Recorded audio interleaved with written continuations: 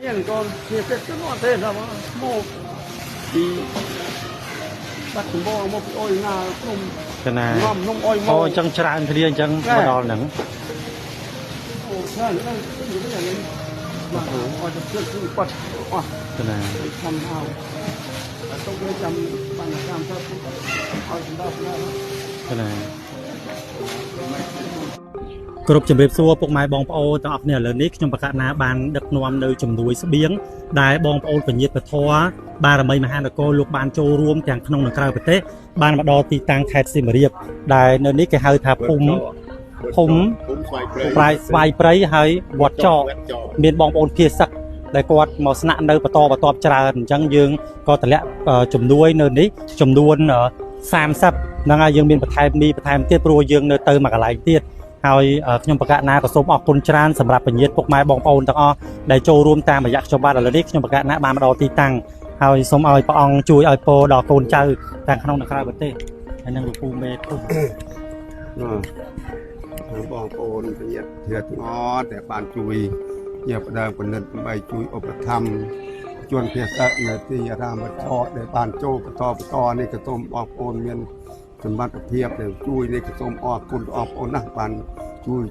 ជាជាតិខ្មែរយើងដែលបាក់បែកមកតាមភូមិតាមគុំតាមស្រុកនានាមកភាសានេះក៏សូមបងប្អូនបានជួយនេះក៏កូនចៅជួយនេះក៏សូមអាត្មាពេញចិត្តណាអរគុណណាខ្មែរជួយខ្មែរដើម្បីជាតិខ្មែរយើងឲ្យបានសុខចម្រើនអាយុវែងទាំងអស់គ្នាណាកណា សាធុសាធុសាបាទខ្ញុំសូមថ្លែងខ្ញុំជាតំណាងឲ្យបងប្អូនប្រជាពលរដ្ឋនៅក្នុងភូមិស្វាយព្រៃព្រោះថាក្នុងអារាមវត្តចកនេះស្ថិតនៅក្នុងភូមិស្វាយព្រៃ សាធុ ហើយខាងក្មួយដែលជាបារមី ពធបារមីមហានគរ ញាតិពធបារមីអង្គរបានយកបាទគ្រឿងឧបភោគនិងបរិភោគមកចែកជូន សាធុហ្នឹង ដល់ជនភាសាបាទយកមកប្រគេនដល់ព្រះអង្គនេះដើម្បីឲ្យព្រះអង្គចាត់ចែង